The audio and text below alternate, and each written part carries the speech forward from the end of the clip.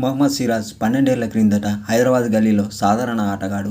ఇప్పుడు టీమిండియాకు 3 ఫార్మాట్లలోనూ రెగ్యులర్ బౌలర్గా మారాడు. కొన్నిసార్లు ఇతడే నాయకత్వం వహిస్తాడు. టీ20 ప్రపంచ కప్ గెలిచిన జట్టులో సభ్యుడు. అంతేకాకుండా ప్రపంచ కప్ జట్టులో ఉన్న హైదరాబాదీ వాసుడు. అంతేకాదు వన్డే ప్రపంచ కప్ ఫైనల్ అయిన ఏకైక హైదరాబాదీ కూడా ఇతడే. టీ20 ప్రపంచ కప్ గెలిచాక హైదరాబాద్లో సిరాజ్కు ఘన స్వాగతం అందుకున్నాడు. ఆ తర్వాత ముఖ్యమంత్రి రేవంత్ రెడ్డిని కలిసి టీమిండియా జెర్సీని బహూకరించాడు.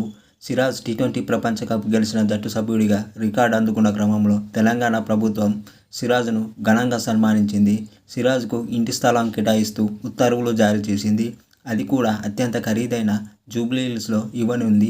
సిరాజ్కు ఇచ్చిన స్థలం విస్తీర్ణ 600 చదరపు గజాలుగా ఉంటుంది. ముఖ్యమంత్రి సిరాజ్కు ఇంటి స్థలం, ప్రభుత్వ ఉద్యోగం ఇవ్వాలని అధికారులను ఆదేశించాడు. అసెంబ్లీ బడ్జెట్ సమావేశంలోనూ సిరాజ్కు ఈ నజరానా ప్రస్తావనకు వచ్చింది. ఇప్పుడు రాష్ట్ర ప్రభుత్వం తొలుత ఇంటి స్థలం కేటాయించింది. ఆ తర్వాత ఉద్యోగం ఎప్పుడు ఇస్తుందో వేచి చూడాలి.